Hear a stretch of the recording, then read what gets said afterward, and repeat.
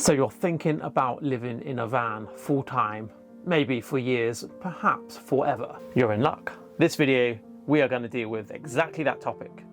We're going to talk about why that doesn't work out for a lot of people and how you can avoid being one of those guys. I'm Nate Murphy of this channel. I spent 4 to 5 years living out of a van, traveling around Europe and the US. And I loved every minute of it. And I mean every minute. Even when I was like stuck in a snowstorm, I broke my leg and I couldn't drive my van for 3 weeks, all of this sort of stuff. I just loved it all. But that's not necessarily the case for everyone. Not everyone goes into van life and comes out at the end saying, that was great. Some people find that it really does not match up to the hype or their expectations that they garnered through social media about what van life would be like, and they charge into it and then they suddenly find themselves hating it and they retreat back into #house life. They might put up a video saying what they don't tell you about van life and tell you for about an hour about how van life is harder than you think and it's really not like living in a house. So the question is, how do you avoid being like those guys? How do you avoid investing thousands into an idea that you end up hating? How do you make the leap and not regret it? So this video might get a little long and I apologize for that. But if this is a big decision you're making, I do think that what you'll see in the rest of this video will give you some pretty good food for thought. Before we go on, I just want to state that this video is sponsored by AnkerWorks. They make this really cool microphone system that we use in this video, and I'll show you a little bit more about that later. So the question is, why does full-time van life go wrong? Now, I've watched so many YouTube videos over the years, and I've seen so many stories of people who have gone into van life and it did not work out for them. Now, I haven't done a scientific study to understand exactly the reasons why van life doesn't work out for people who try to go into it long term, but I've watched a lot of videos, I've heard a lot of stories, I spoke to a lot of people, and the general two themes that come out of it, the two core reasons, are they don't feel good and money problems. Let's deal with these two, starting with the most important one, they don't feel good. Now, for whatever reason, people have gone into van life, for whatever their expectations were, they're in it, they live in it, and at some point they're just like, what are we doing? Like, we're not enjoying this. I think the main driver of this is a lack of meaning while they travel. And I put this down to travel with purpose. For a long time, I've been hammering on to people about travel with purpose, and it'd be good to give it a little bit of time to discuss what that means and why it's so important. So a little story time. When I was in my early 20s, I developed a medical product. I got a patent on it. I won some award money. I sold the product and the patent all in one thing, and I had a bit of cash. So obviously I just went on holiday for a really long period of time. And while I was traveling through Asia, and after about 3 or maybe 4 months, I was just bored. I was just like, yeah, we're in like another beautiful place. We got on a bus, we turn up somewhere, we chat with people, where you from, blah, blah, blah. All the same normal stuff. Wonderful place, go rafting down a river, look at the mountains, go for a hike. But I just found I was somehow bored and I wasn't enjoying it. It wasn't enough for me. And the real bottom line of that is I just wasn't doing anything meaningful. I was craving doing something like productive, not in like a corporate capitalist sense, but I just was craving to do something or have something that was more meaningful in my life.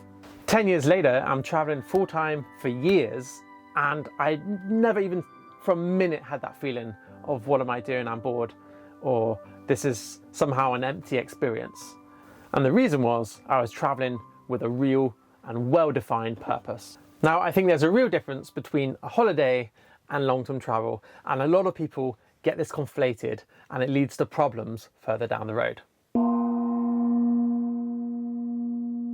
A lot of us, you know, let's say we're working hard all year, and then we have a holiday and it's this 1 week or 10-day period. We're in the sun, we're relaxing, we're eating nice food, we're having a wonderful time. And in our head, we're like, why do we have to go back to work? Why can't we just stay here and do this forever? Wouldn't that be wonderful? But the fact is, a holiday is so good in that way because it's a break from the work. And the work is the part which is deriving meaning. You're doing something with purpose. Even if you don't love it, you're still doing something for someone, someone has expectations, you're helping someone, whatever it is you're doing, there's some meaning, there's some direction, there's some purpose in what you're doing. Now, if you go on holiday for a long time, at some point it just becomes life, and life needs some kind of purpose. In general, humans need to be working on something. They need to be doing something that's practice or study or learning or creation. We're not very good, for relatively obvious evolutionary reasons, at just doing nothing. If you're living in a house in a city and you don't have any work and you don't really have any activities and you're not really sure what you're doing and you feel directionless, you're not going to feel good. So why would we think it's going to be any different if we're living in a van? We need some purpose for our travel if we're doing it long term. Travel with purpose, whatever that purpose is, and that's as diverse as human personality itself. This is the primary way to make long-term van life sustainable. For me, it was seeing how hard I could climb on ginormous big walls or sport climbing cliffs all over the world. That was the primary direction for my travel, my primary activity. But to back that up, I had creative projects. One of them turned into this channel. Others died their little deaths. Others are still kind of continuing in their own ways. But I both had a reason for my travel, which was the rock climbing, and then I had these side projects, these creative projects, which gave me a broader meaning to the things I was doing. And it might feel like, well, I just want to go on holiday. I don't want to work on projects. Fine. But at some point, you are going to need some kind of meaning to what you're doing, whatever that is. Now, the second reason people often struggle to enjoy van life in the long term is the expectations they have don't necessarily meet the reality. How we imagine things are going to be doesn't really necessarily mean that's how they're going to be. I think that the most important thing that a full-time van life wannabe person needs to internalize is that a van, despite all the beautiful, cool things and the nice looks, a van is kind of a crummy house. And it will never be more than a sort of crummy house. Imagine if you had a house and every so often the water ran out and then you had to, go somewhere and get buckets and refill it, or it wasn't very sunny in the last days or last week, so there's not much power, so you've got to be really careful about what you're using, or you have to go outside to go to the toilet. Most people in today's world would say, oh, that's kind of a rubbish house, and that's the reality of the van. But obviously the cool part of the van is that you can be going anywhere and you can be living your best life, you can be focusing on your passions, you could be, for me, rock climbing all over the world. So why is it that living in a sort of crummy house is attractive? Why is it actually somehow better? Now, this really comes back to meaning again, and it reminds me of a really good quote by Viktor Frankl. He was an American psychologist and a Holocaust survivor. And he said, "He who has a why to live for can bear any how."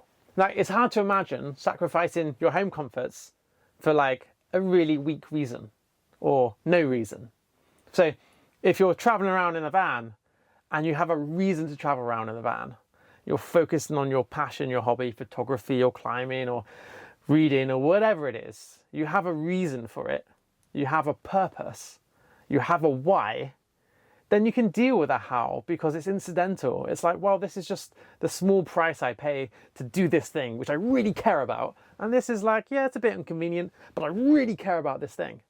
So that's really what it comes down to. So yeah, a van is a crummy house, accept that. Secondly, if you've got a good purpose for your travel, if you've got a reason why you're going out there, then it doesn't matter. You will not care. But if you don't have a good purpose, that's going to grate on you. You're going to get bored of it. And in the end, you'll be making videos saying why van life sucks. So the third reason that people do not feel good when they're living van life full time is loneliness. Loneliness, or otherwise known as social isolation, is terrible for humans. We are a hypersocial species. And if you take away other people from our lives, it literally damages our minds and our bodies. It's really, really bad for us to be lonely. They've done studies on this, and the studies show that to not feel lonely, we need to have meaningful social relationships. And meaningful social relationships are social relationships which have some kind of value exchange. You help me, I help you, we share advice, we do something together, we enable something, whatever, right? It's not just talking about the weather.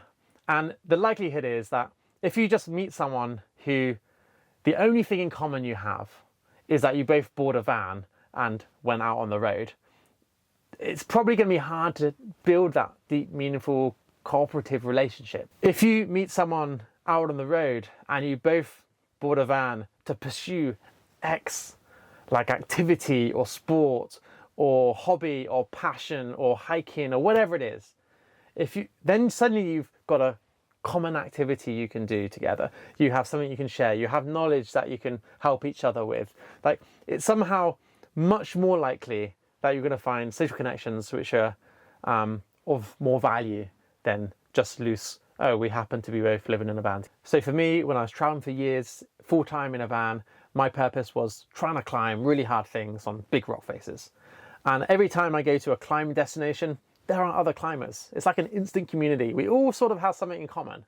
Like, we want to go climb rocks, and we're willing to sacrifice time, effort, energy, lifestyle to do so. Climbing is a sort of sport where it really helps to have another person. Generally, you need someone to hold the other end of your rope, which means you're really pulled into groups and community. Obviously, you don't get on with everyone you meet, but I've forged friendships in almost every place I've been. And these friendships last still to this day. Not all of them, but a whole bunch of them. And these were meaningful relationships built by doing meaningful activities with people. And I was never lonely traveling in a van. In 4 years of full-time travel, not one time was like, wow, I feel lonely. I just need to talk to someone. I've just not managed to make those connections. And the only reason for that, and I'm not actually that much of an extroverted person. It's not that easy for me to just like sweep up and meet loads of people and suddenly make a friend group. The only reason that was the case for me is I had this purpose of travel which led me to community. And there are so many things you can do outside in the world or nature that creates this instant community. And if you've got that purpose, you've got that drive, you've got that reason for travel to go to these places, there are going to be other people in a like mind and you won't be lonely. Now, the other two reasons that we don't feel good, it will just come down to the comfort we have. If you're not very good at suffering and you've made yourself a real suffer van, like you're in winter and there's no heater or something, or your bed is just too short and every night you're cramped up, like, you can get used to it. But if really that's not you and you're taking a bit too much of a suffer path, then you can avoid that by, when you build your van or you buy your van, making sure it's got the basics that will allow you to be comfortable. And for me, I'm softer than other people. I want a heater in my van. I want relatively reliable power to run the heater in the van. I want a decent bed. I want a comfortable bed. And that's about it, actually. They're the real essentials. Everything else can be a bit basic, but I want to be warm and I want to be able to run the things that I need to do. I want to be able to charge my phone and power my heater. And lastly, I think it's worth just having a quick note about mental health. Moving into a van is unlikely to solve your mental health issues unless they're caused by excessive stress at work and you're leaving your work. But that's not necessarily related to the van. Or you're with a partner who's terrible and you move into a van and you just drive off and get away. But in general, if you have underlying mental health conditions, moving into the van might not make them better. And it also might mean you're more socially isolated, which is only likely to amplify those issues. And it might mean that you reduce your access to actual healthcare, which also might cause problems. So don't expect van life to suddenly make your mental health magically better unless it's solving a key underlying issue, for example, the job or stress or something like that. Now, the second reason why long-term van lifers generally fail. If you've got all the rest right, you've got community, you've been enjoying your life, you have travel with purpose, you freaking love it, but you run out of money. So before we talk about money, I want to quickly talk about AnkerWorks and their product, the M650, which sponsors this video. And I have to say, it's genuinely a pretty amazing product. It's a dual channel wireless pickup microphone that has voice shield noise reduction. It can intelligently identify and locate human voice and offers three-dimensional lossless sound. So it automatically cuts out a lot of noise you get when you're recording. It has things like the dead cats which come in, they plug into the little lav mic jack, and it means you can get really high quality sound, more or less whatever your conditions. You can replace the front of the microphone with different color fronts to fit the clothing you're wearing. Obviously not a huge concern for me, but for some people that will make a difference. It has TrueLink wireless technology, which allows you to have professional quality sound recording and covering up to 200 meters or 650 feet.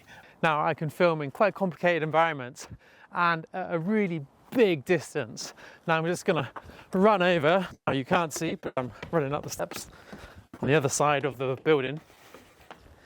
And as you can see, the sound quality was good all the way. And even if there are different background noises like traffic or wind or birdsong, the microphone automatically picks up the human voice and prioritizes it in an intelligent way. That means you always get a clear pickup of your actual voice. I think what I like most about it is like this all-in-one system design. It kind of charges a bit like wireless headphones. You just pop them in, all 3 units, and it just immediately turns off. The box has got like a little charging thing. So just super simple. You open it, it automatically all turns on. You plug the thing on you, and you can easily turn on and off each individual microphone just using the little button on the side. On the back of the unit, it is either by a magnet, which is actually really strong, or it has a little clip, so we can just clip it onto your clothing. And I've been wearing this, this is going through actually my t-shirt and my hoodie, and it's just not a problem at all. It's really, really good. Now, if you are an influencer type person who spends a lot of time on their phone, you can also plug in these little connection points which go into your phone, and you can connect the receiver unit to your phone. So then you have professional quality pickup going into your phone. You can see what's going on, dual channel. That's really cool. Overall, the seamlessness of it, the ease of use, the fact that kind of like a non-technical sound person who's just never been all that good at the filming technology side of things, you can just pick it up, plug it in, and it works. That's all you want. Because one thing I really hate is when you have to set up a lot of things and connect these things and, oh, the battery's running out, or blah, blah, blah, blah. It's not going to happen with this thing because it lasts for freaking ever. You chuck it in the case overnight, and then you've got everything ready to go for the next day. This is a really, really good system for filming. Knocks the socks off everything I've used in the past. So thank you, AnkerWorks, for sending this to me. Thank you also for sponsoring this video.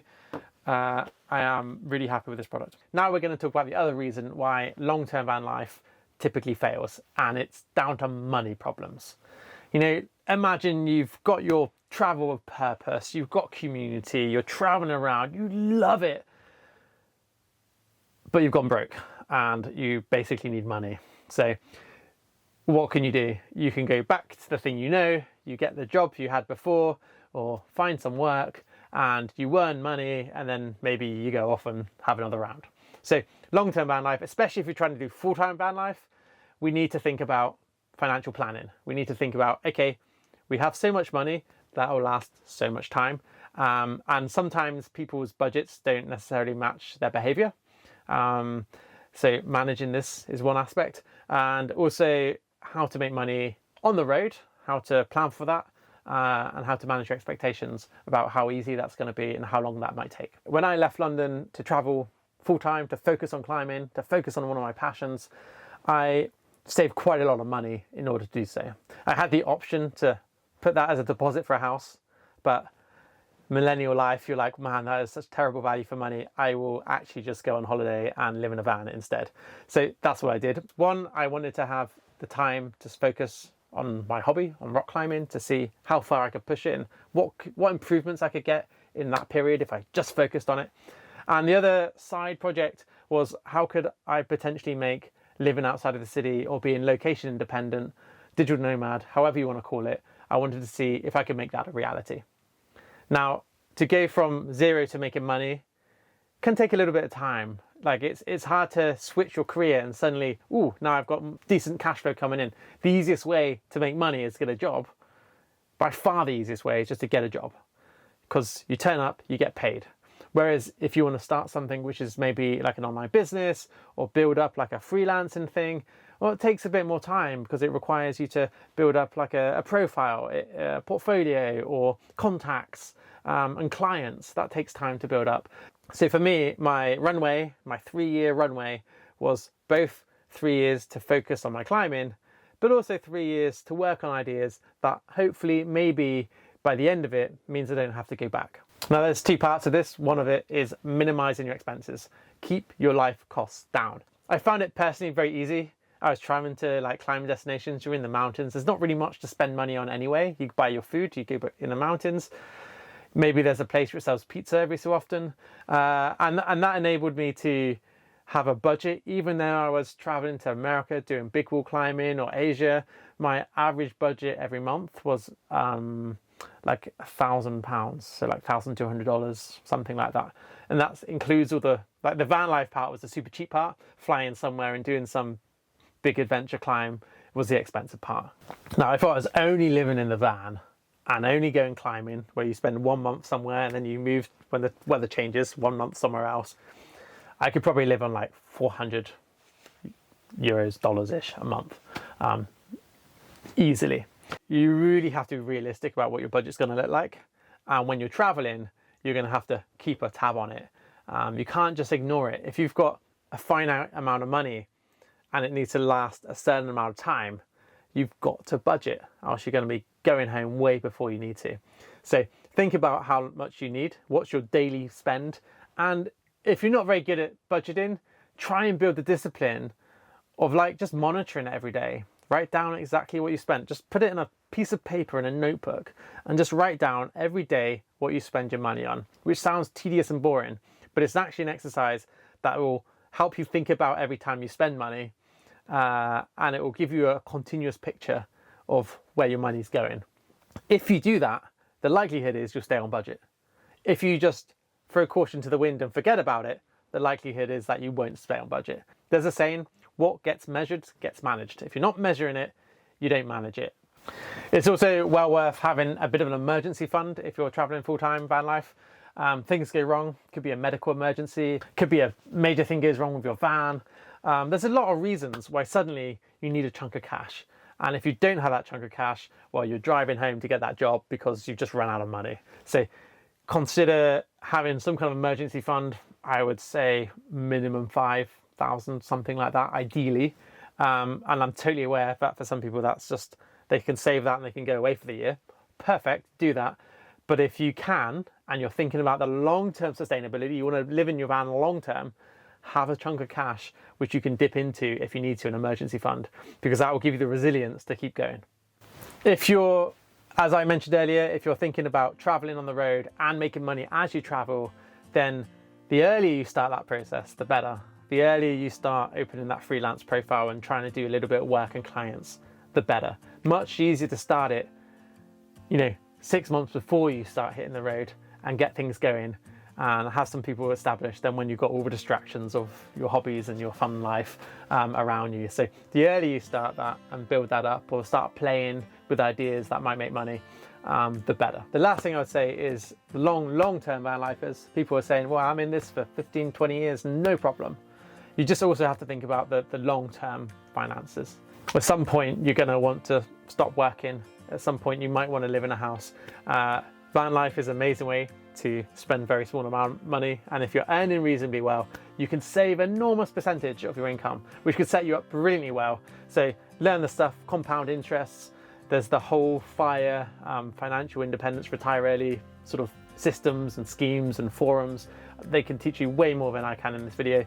But if you're aware of the financial realities that we live in, especially to do with compound interest, and how much you need to save by what rough period of your life, and how you're going to see out your days without living in poverty. And I think it's really important not to be in poverty when you're old. The better, and the more likelihood that your behavior today will result in a good outcome in the future.